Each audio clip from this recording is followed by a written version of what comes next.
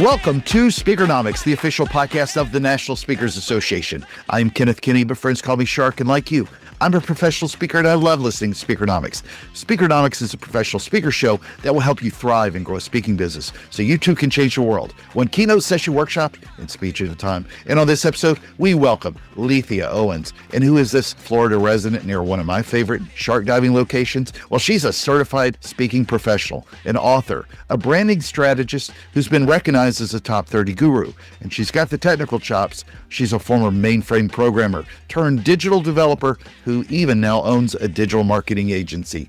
Lethia, welcome to Speakernomics. How are you today? I am wonderful. So excited to be here with you, Shark, to share with our speaker community. Thank you for inviting me. Absolutely. Now, to all my speaking friends, what are you doing to position yourselves better with AI engines? AI is not just changing how we work, it's changing how we're found. Right now, meeting planners, bureaus, and clients are using tools including ChatGPT, Perplexity, Claude, and others to discover speakers. And if your digital footprint isn't AI friendly, you might be somewhat invisible in that search. We're not just talking website SEO. We're talking about all the sources that make you more search AIO. The question is then, to future-proof your speaking business now, what do you need to do with AI to build a stronger digital footprint, as well as create content that works for both humans and machines? And before we jump in, make sure to go to speakernomics.com. That's where you can find the tips, insights, and knowledge to help you become a better speaker, build a better business, and get paid to speak. Lethia, let's dive in. So let's talk a little bit about first how you're seeing, at least from what you're building for your clients and how for your own speaking business, how you're seeing meeting planners, bureaus, and clients, how they're searching for people today.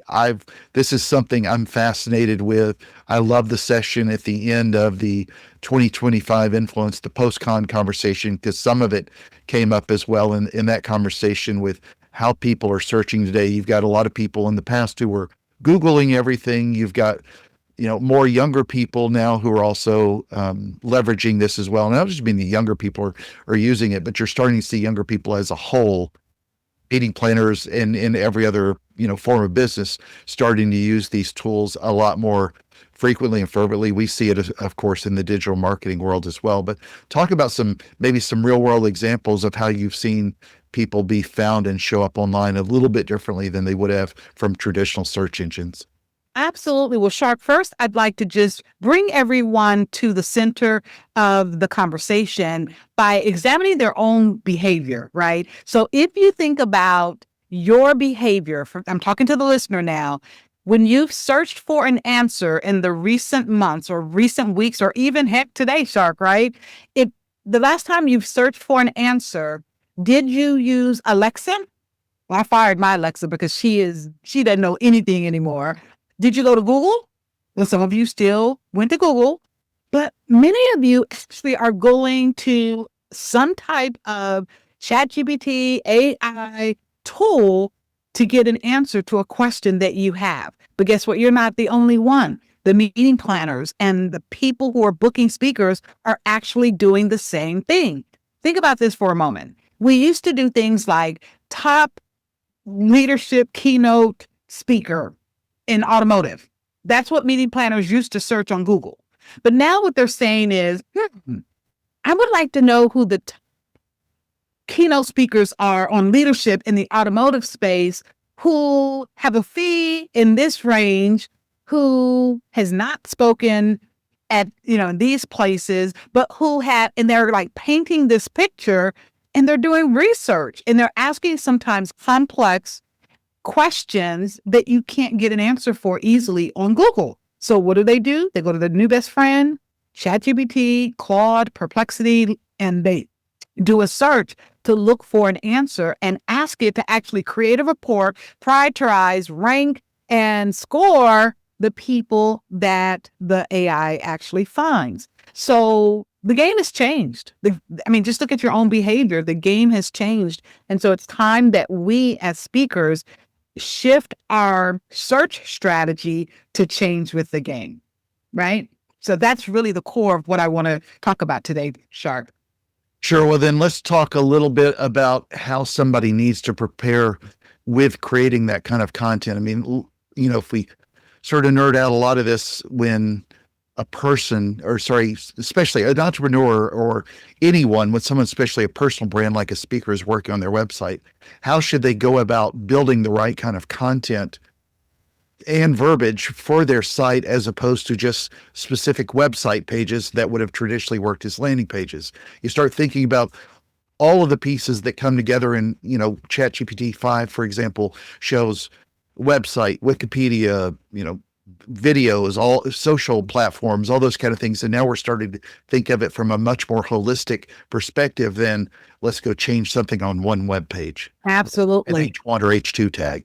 Absolutely. Well, one of the things that we need to first identify, and we need to respond to what the meeting planners are actually experiencing in the marketplace right now. We heard at Influence 2025 that meeting planners are skeptical. Trust is an issue. There are people who look great online. They have the fancy demo videos. They were influencers, entered the speaking space, taking gigs from you and I, and they can do a great 3-minute video, but they can't hold a 45-minute keynote.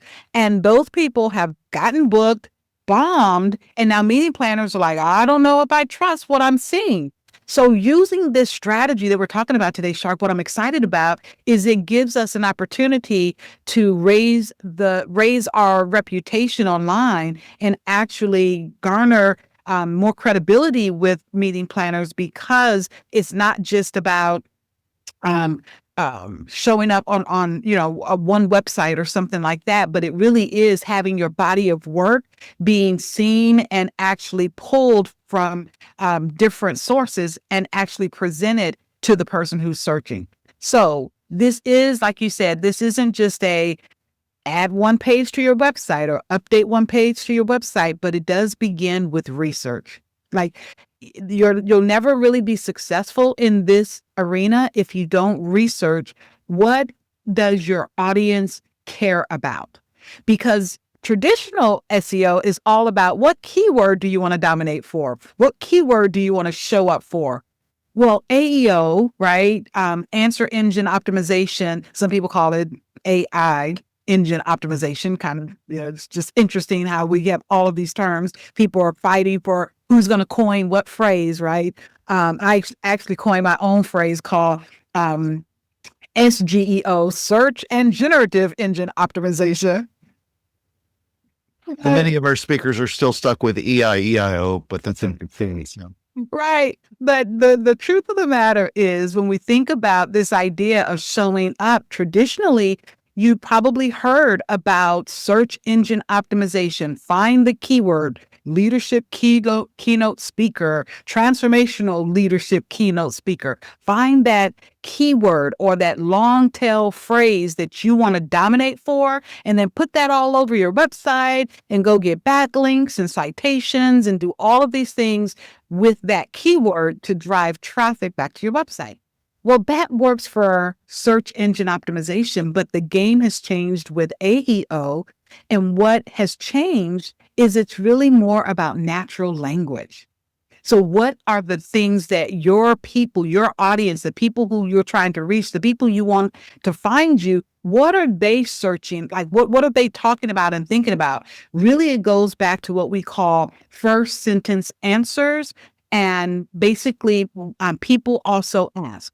So have you ever done like a Google search and it'll bring up like all these other topics that you hadn't even considered before? Well, those are other things that people also ask about, right? So when you begin to create what we call a content hub, and that content hub has a core question or a core concept that you want to share, and then you think about all the questions that are connected to, like, think of a spoke, a wheel with the spoke, right? So the core concept is in the middle, or the core question is in the center, but then you have these spokes of all these other questions that are related. So it's kind of like a FAQ block or FAQ hub, but you want to create this content hub that's very rich with these first sentence answers to questions that your people are asking. And when you do that and do that well, then AI is going to start noticing and start citing some of the answers that you've provided. But first sentence answers are answers where you don't say, I, as a professional speaker, I travel all over the world. And you're like into the third sentence before you say what leadership transformation is, right? What is, emotional intelligence? No, no, no. You have to lead with the answer. So you remember when they taught us in school that when a teacher asks you a question, you start your answer by restating the question? You really want to say, if the question is, what is emotional intelligence? You want to answer and say, emotional intelligence is. So when you start answering the questions that you put out on the internet in that way, you're now creating answers that are AI juicy, search ready. And that's what, I really encourage clients to do when they're creating content, to be found on social media, and by AI, search, using AI search. So. Question for you: as these things have evolved, what are some of the gaps that you saw? Especially, I'm interested in you because of your digital marketing brain. What did you start seeing that you needed to build out? I'm sure you did. You recognized this early and quickly, and it's something that keeps evolving. But what were the gaps that you found that you knew you needed to improve on to continue to build this out? Yeah. So one of the first things that I found, Shark, is that AI is not like traditional search. When I put energy and time into a traditional search, like with keyword research, and I built content, I had a website that for 5 years ranked on the first page of Google, and I never even changed anything. AI is not that forgiving. Guess what? I found myself in Perplexity ranking, being recommended as the top speaker, went off on vacation, came back 3 weeks later. I do a search and I'm gone. It's like, I don't exist anymore. And I'm like, what's going on? Well, I discovered that you have to be consistent in creating content and answering questions and actually putting yourself out there with the strategy of creating your content hubs. You have to constantly be updating and answering questions related to your core concepts frequently, or you're going to be forgotten. And it's unfortunate, but it's just kind of the way it is right now. So I think, especially for you and me, for people that have lived in this digital marketing world and been fairly well known in it as well, it becomes very frustrating to go back and look at the mistakes we make that we uncover. Couldn't agree with you more. I mean, I was in that space where I had a website that ranked highly forever, and then you go on vacation, like you said, for a few minutes, and then next thing you know, it's moving so quickly. So I couldn't agree more. When you start thinking about the type of content in particular that people need to, I mean, there's only so much time we have as speakers and entrepreneurs. What kind of content do you ask a lot of your speaker friends that are looking to you to create, to do more of, to help start building immediately? Because we've only got so much time. Websites, videos, social, all the things, but we've only got so much time. Absolutely. So I have a couple of things that I tell people to do. Number one, start with video. You are a professional speaker. So what I love about when I'm ranking on or showing up on Perplexity, it's my video. So yeah, you have all this text, but on the side, you got my little video. So it's like, yeah, watch me do my thing, right? So I always say, as a professional speaker, start with video. Make sure you're using video as one of your primary content types that you're creating. The second thing that's very juicy for AI, it loves what I call definitive guides. So when you write a case study, a white paper, or some type of guide, how to step-by-step process, anything that an expert would focus on writing, right? Not just an article, because anyone can write an article, but how many people are going to take the time to write a case study, to actually write a white paper? So when you create high authority kinds of content, like those types, what I find is AI actually gives you a little bit more street cred. And it's like, oh, Shark wrote a white paper. Shark wrote a definitive guide on, and use those words, definitive guide to, leading through change, definitive guide to leadership transformation and transition in the workplace or whatever. Use those phrases, and it's kind of like a specialist and a generalist, right? So definitive guides. and videos. And the other type of content that I think is really important is just social media content, because we have social signals that it tells AI that you're relevant and you're active and your information is fresh. So when you use that three-pronged approach, you're actually starting to create a strategy that will have longevity. And also, I've actually, within a matter of days, found myself showing up in AI search results after just applying this three-pronged approach, and actually two-pronged approach, because I was still working on the case study. So the video and the social was able to get me into Perplexity Labs. Also, kind of a bonus, Shark, is create pages that are connected to the major AI platforms. So Perplexity has Perplexity Labs. Create a page about your topic that is a lab page that's basically, for those of you who haven't used them, it's a public-facing kind of a content informational page. GenSpark, I love GenSpark. They have GenSpark. They have Spark pages, so you can create a Spark page about your topic or your core concept. Remember, we talked about your core concept. You can use different platforms to create pages on their platform to further get a boost and a bump. Now, Shark, when we write blog posts and we post on LinkedIn, what do we do? What do we do, Shark?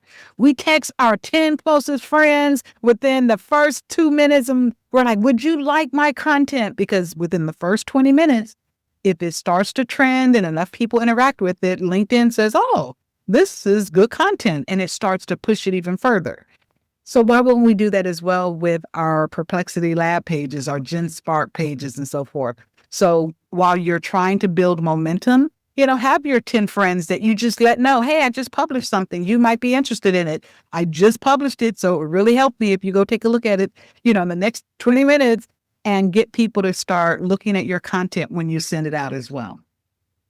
One of the things I think that's really exciting, at least to me, about AI compared to I say olden days, not that long ago, when you created content, for the traditional search engines, you could get Google to index it, but it would take up to, say, 6 months. That's what we always used to hear, for it to really be crawled correctly and show up consistently in search engines. And one of the things I love about AI engines now is that, to your point about Perplexity showing those videos, it is rocket speed difference compared to what it was with.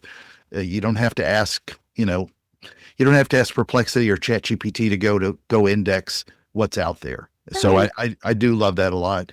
When you think about videos, though, in particular, because this could be social sites, this could be embedded on your web page, could be YouTube Shorts, whatever. What are the top 3 places you think speakers should be posting their video content to feed this AI ecosystem? Because maybe all of them is going to be the answer, but if it isn't all of them, you do need it to crawl from some certain location to really resonate the most. Absolutely. So number one, I would say, is YouTube, right? And the reason I say that, even though a lot of people are kind of making the switch from going to Google first, and they're now going to chat first, ChatGPT or whatever their favorite tool is to get their answers. If you take a look at what's happening with Google, they're now 25% of their results have some AI integrated answer for the search that you're doing. So they're really trying to catch up with that. But YouTube is owned by Google. So I think YouTube is still the number one place from a search perspective in general, because when Perplexity and Chat, when they find me and they cite me, they're pulling from YouTube first. Like, that's the source that I found to be the first source that it pulls from for videos.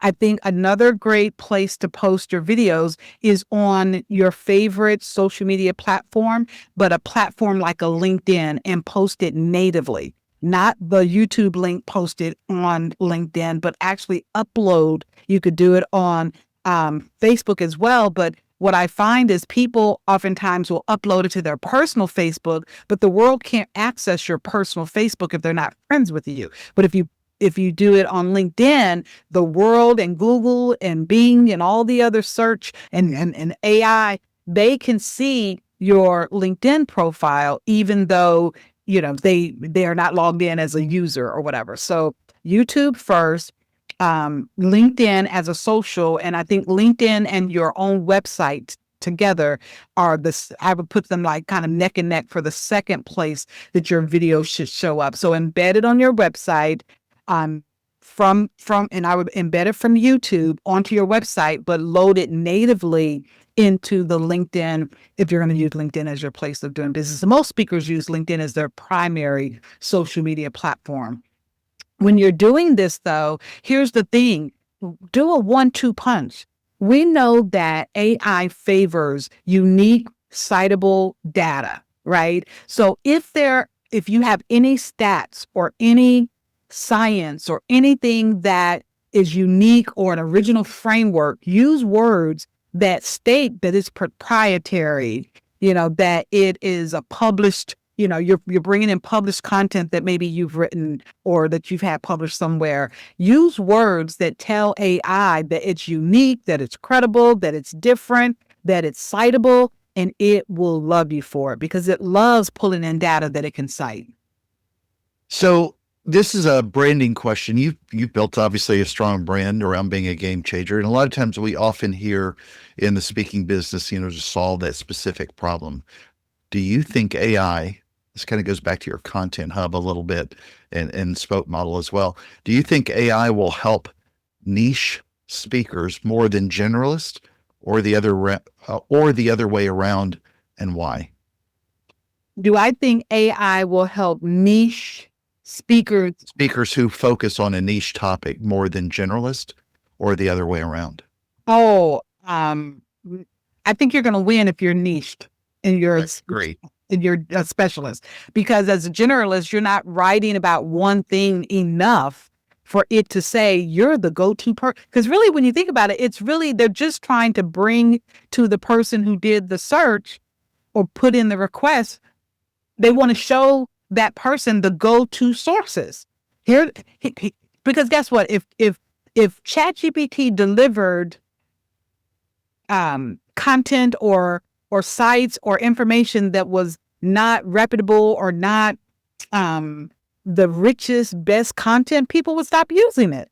So it's important to, I think, really focus in on, and it goes back to the content hub, right? To focus in on the things that make you unique. I didn't say this earlier when I talked about Content Hub, Shark, but we talk about having a signature system, a proprietary framework, right? If you have something like that, gives you authority. Anything that you can present to an online platform and use language that says, I have authority, like I'm an authority on this topic, and here's the proof, right? It's all about being able to demonstrate that you have authority. And if you can do that, AI will listen. Even Google will listen for traditional search. Absolutely. So I'm going to ask a question that really I think applies to all of our awesome listeners. If you were going to do this audit for yourself, for anybody listening as well, what's the first tool or prompt you would recommend people use?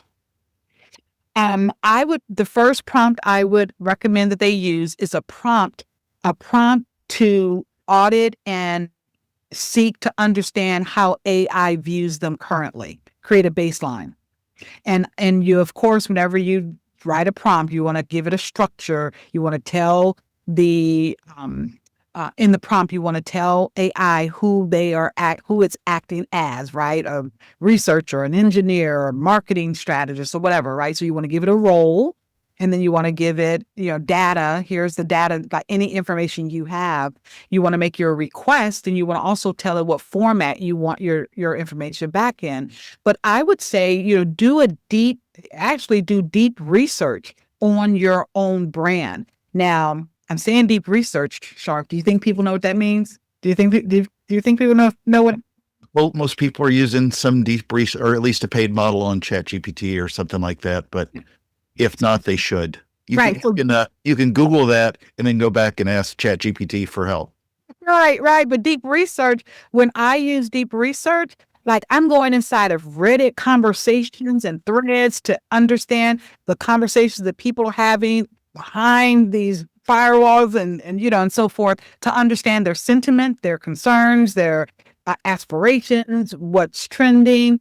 And so go and see if people behind closed doors are talking about your brand, or even if they're not talking about your brand, but do research to understand what are they talking about in relationship to your specific niche, and then how you compare with what's being said about your specific niche, because that's going to give you a lot of data that you can use to formulate your strategy around how you then shape your content and create your content that you want AI to digest in regards to indexing your content and so forth. So I would ask AI to do a very deep audit of my brand, my likeness. So wherever my pictures, my voice, my videos, my content is showing up, kind of create an assessment and give me back an understanding of what's out there, and then give me a score on is the content that's out there, is it AI friendly from the perspective of AEO, being findable as it relates to doing searches using AI tools. And I've found it very interesting too, that I don't ever want to compare myself to other speakers, but it does allow you to compare yourself to other brands with folks that are getting booked.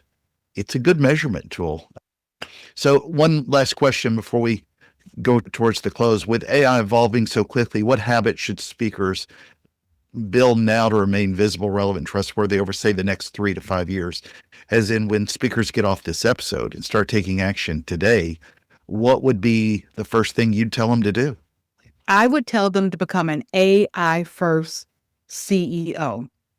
And what that means is everything you do in your company, whether it's speaking, preparing your speeches, whether it's looking at your finances, whether it's creating a new product, everything you do, ask yourself, can I do this faster, cheaper, or better using technology and AI? And start to think that way. So I think that we're moving into an era where if you think that way, you're going to find yourself moving faster and being more effective than people who just keep trying to do things the old way. It's like, you're coming to the party with a hammer and your competitors are coming with a hammer or drill or saw and like all these other tools that get the job done in seconds, when you're still trying to, everything is a nail because all you have is a hammer in your toolbox, right? So I think that being an AI first leader, speaker, CEO is the advice that I would offer them. Lethia, you've also used this with some of the stuff you were doing at Influence. Tell us a little bit about how you were using an avatar to answer questions for Black NSA. Absolutely. So Black NSA, we just completed a 3-day challenge called Make More Pitches. And we basically help people learn how to become pitch ready. What do you need to have in place before you start pitching? Where do you find people to pitch to? And then how do you craft an amazing pitch?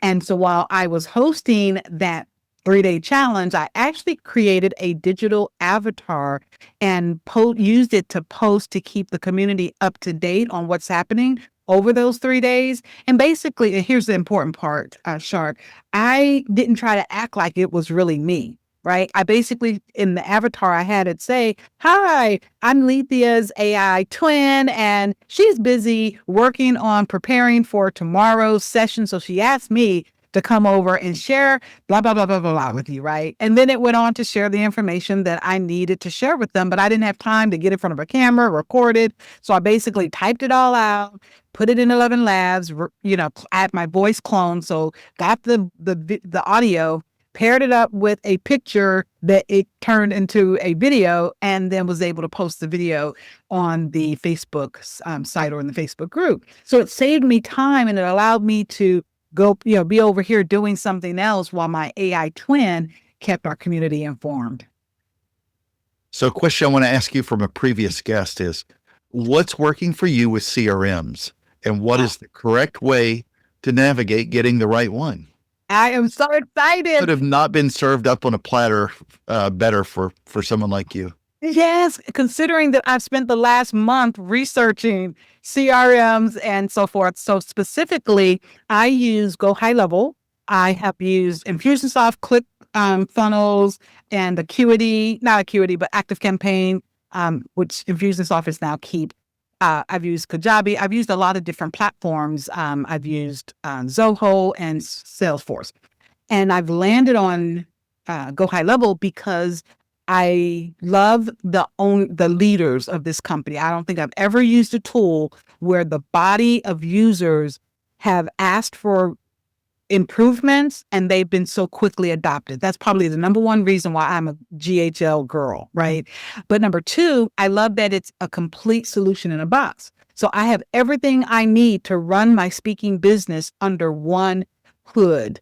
And it's very AI friendly and forward thinking. So what I've been really focusing on, and anyone who is using the CRM or is looking at a CRM, if your CRM does not have if it does not have a voice agent or have voice agent capabilities, I would second guess using that platform. So what I'm working on right now, Shark, is voice enablement. So I want clients to be able to call in and have a full-blown conversation with my AI twin, and it feels like a coaching conversation to understand their challenges, their aspirations, their goals, their business, and all of those things.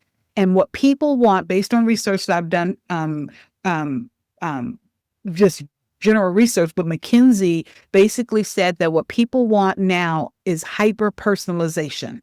There's so much stuff out there. They don't want general information anymore. They want to know that what they're consuming is for them and their unique challenge and situation. So you can use AI, a voice agent, to have an interview kind of a process, and then use that to actually customize your CRM. So when you're sending out your emails, how you actually engage with them, how you interact with them, what you say to them, all of that could be super hyper personalized based on that initial conversation that AI has. So after that conversation, you can then program your Go High Level platform with all these custom settings for that person from that conversation. And guess what, Shark? You don't have to do it yourself.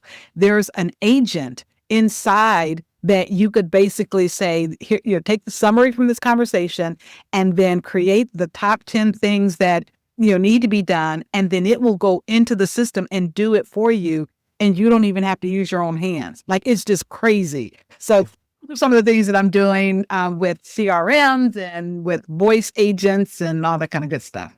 Well, what is a question that you would like to ask a future guest on Speakernomics?